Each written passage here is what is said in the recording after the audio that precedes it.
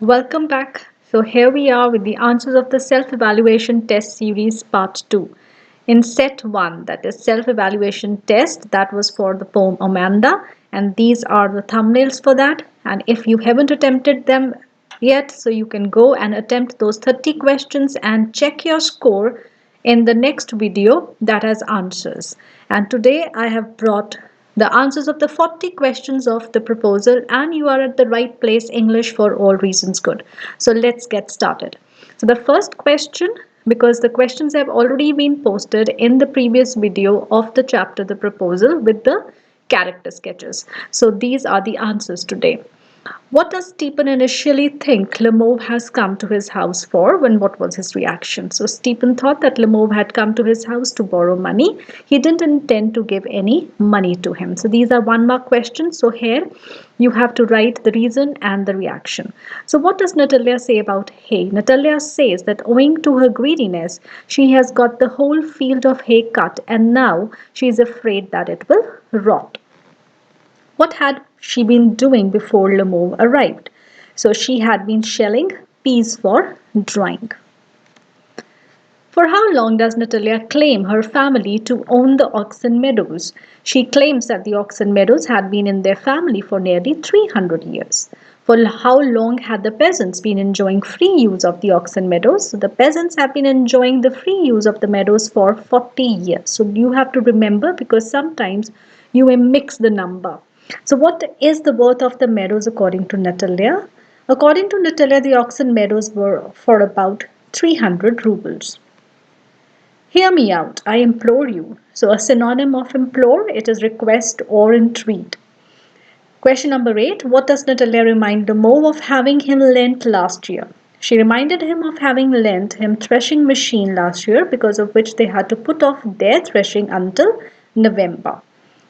Why does Natalia say that she would send her mowers to the meadows? She threatened Lemov by saying that she would send her mowers there to reap the crop. She wanted to prove that the land belongs to her. So, because whoever mows the land or whoever reaps the crop, that is the owner. Now, question number 10. With whom did Lemov's younger aunt run away? So, Lemov's aunt ran away with an architect. What does Lemov threaten Chupkov with? Lemov threatened Chupkov to take the matter to court. Then why does Natalia fall into an easy chair and wail? When she came to know that Lemov had come to propose to her, she realized that she might have lost the chance forever. Therefore, being under a shock, she fell into an easy chair and pretended that she would die if Lemov didn't come back. She wailed hysterically to compel her father to call Lemov back. She also blamed her father for abusing, cursing, and driving Lemov away. So it is all her. Hysterically, she is doing all this. So she wails hysterically and she is pretending all this, and she calls her father and blames her father for all that has happened. Now, why does Natalia seek Lemov's forgiveness? Natalia was a changed lady when she came to know about the real purpose of Lemov's visit. When Lemov returned, she asked for his forgiveness and said that the Oxen Meadows belonged to him. Also, she added that everyone was a little heated, but she had recollected that the meadows actually belonged to him only. So, very smartly, she is trying to cover up now. So, she wanted him to change the topic and talk about his real purpose, that is, the proposal. What was the next topic picked up by Natalia to divert Lemov's mind from the Oxen Meadows? So, the next topic picked by Natalia was shooting.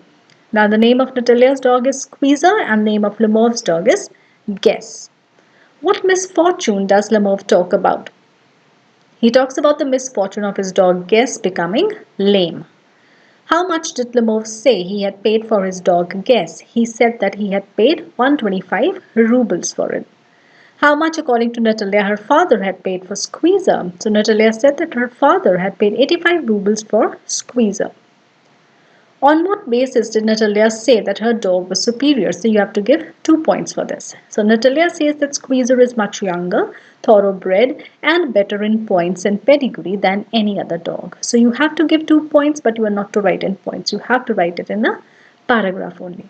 Then on what basis did Lemov say that his dog was superior. So Lemov said that Guess was a first-rate dog and the very best, and he had paid 125 rubles for him, which is nothing for a dog like it. What kind of dogs were owned by Natalia and Lemov, and how do you know? So both dogs were hunter dogs. We come to know about this from their topic of conversation, which is shooting, and also the facts that they discuss to prove their dog's superiority are related to hunting. So from here we come to know that they are hunting dogs. Now, 23rd question. According to Lemov, Squeezer is worth 25 rubles only. 24th, why does Natalia say that there was some demon of contradiction in Lemov? She says so because according to her, Lemov had been contradicting all her claims. First, he disputed her ownership on the oxen meadows and then refuted her assertion about the superiority of her dog, Squeezer. So, two times he did that, and therefore, Natalia says that there's some demon of contradiction inside you.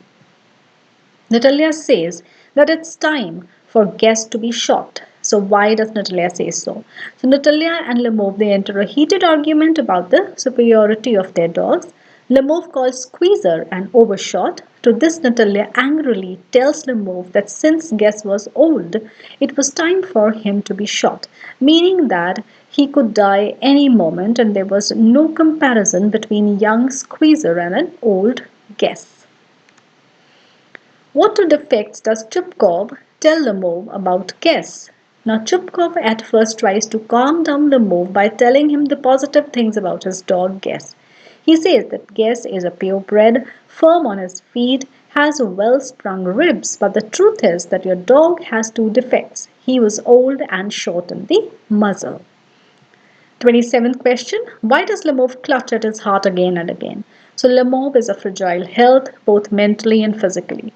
At even a slightest excitement, his palpitations increase. Therefore, when he is in a heated argument with Natalia, he clutches at his heart again and again to control his palpitations. On what facts did Lemov ask Chupkov to judge the dogs? Lemov asked Chupkov to decide which dog was better based on the facts or their achievements. So he reminded Chupkov that in Merunsky hunt in which the dog Guess ran neck to neck with the Count's dog while Squeezer was left far behind. And the other fact that he brought to light was that one time dogs were running after a fox but Squeezer went and bothered a sheep. So these two facts he reminded that when the dogs they were running in a hunt. So Guess ran neck to neck with the Count's dog while Squeezer was left behind. And then at the other time when they were running after a fox, so Squeezer went and bothered a sheep. So now how did Chupkov counter these facts? So these were the two facts given, and what does Chupkov have to say about these? So to the first claim of Guess running neck to neck with the Count's dog, Chupkov said that Squeezer was left behind. The Count's whipper-in had hit Squeezer with his whip. So he was left behind the Count's whipper because Count's whipper-in had hit Squeezer with his whip. And for the second fact of going and bothering a sheep rather than chasing a fox, Chupkov said that everybody was jealous of everybody's dogs and we were all alike. So pointing at Lemov, he said that he too was not blameless and because of the superiority race he had come to remember everything. So now he is changing the talk. So he is pointing to some other things so that the subject changes. Now, why does Natalia and Chupkov question Lemov being a hunter? Looking at his fragile health and a weak heart, Chupkov and Natalia they question if he was a hunter. Because a hunter needs to be strong, both mentally and physically.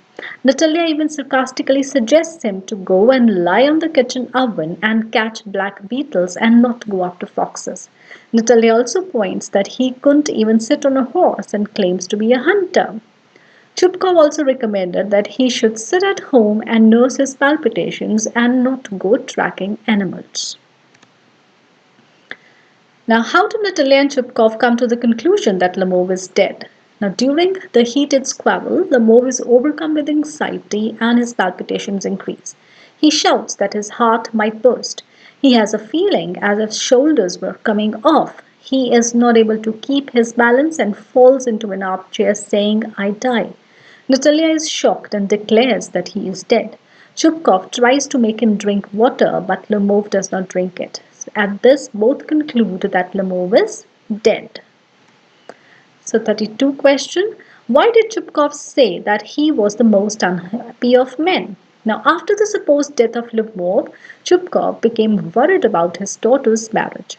He felt that now Natalia's marriage was not possible because he might not get someone rich like Lyubimov for his ill-tempered daughter. So therefore, he declared that he was the most unhappy of men.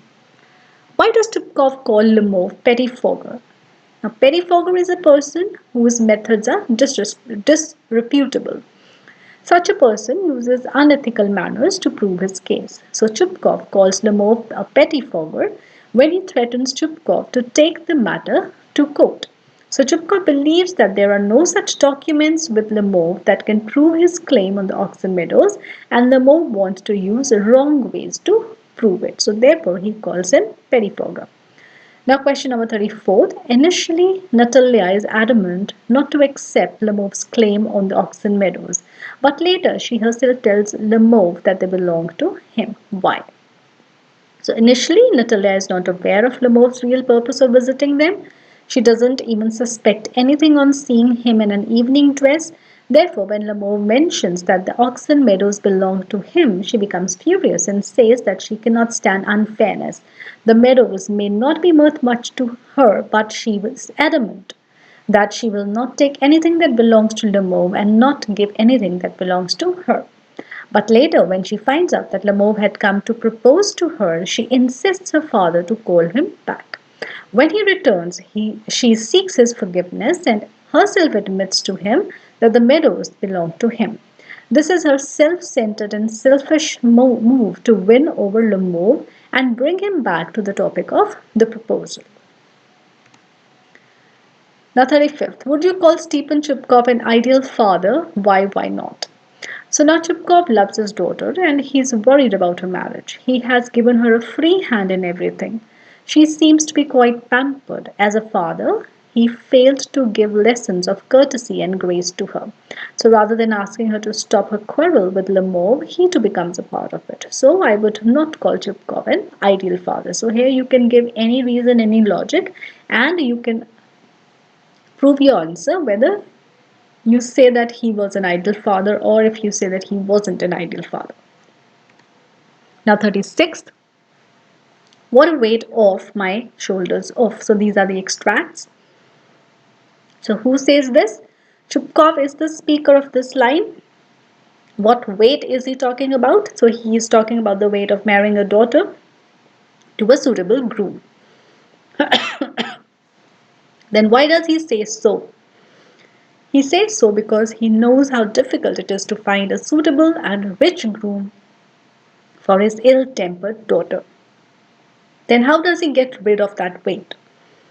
He gets rid of the weight by marrying Natalia to Lyubimov hurriedly when Lyubimov is not even in his complete senses. Now next one.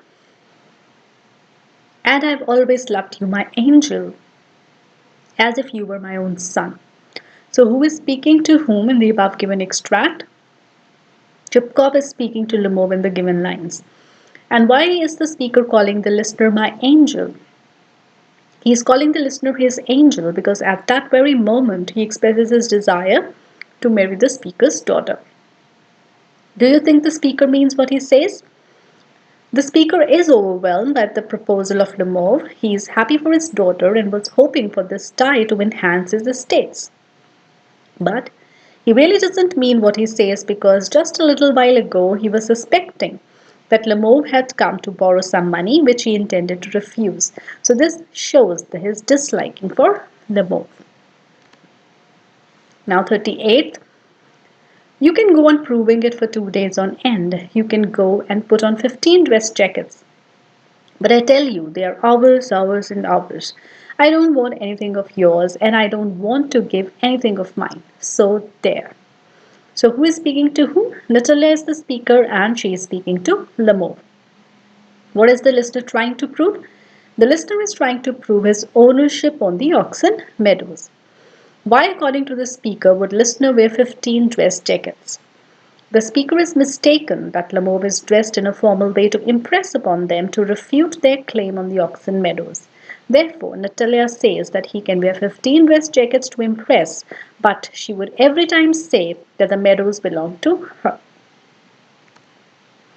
Then what does the speaker doesn't want to give to the listener? So speaker doesn't want to give anything that belongs to her to the listener. What is the tone of the speaker here? So tone of the speaker is coercive. She wants to be one step ahead of her opponent and she challenges Lamove by contesting against him. Now 39th, I don't want the meadows, but I'm acting on principle. So if you like, I'll make you a present of them.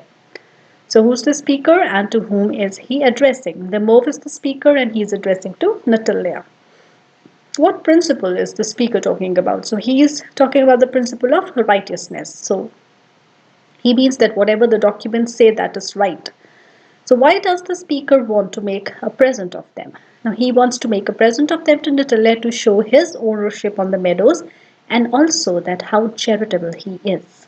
So do you think the speaker means what he is saying? No, the speaker doesn't mean what he is saying. He doesn't intend to make a present of the meadows to Natalia. So that is not even in his mind. So, oh, what a burden, Lord, to be father of a grown up daughter. I'll cut my throat, I will indeed. We cursed him, abused him, drove him out, and it's all you.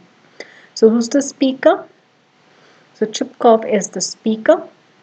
And why, according to the speaker, it is a burden to be father of a grown up daughter. So, it is a burden because it is very difficult to find a suitable match.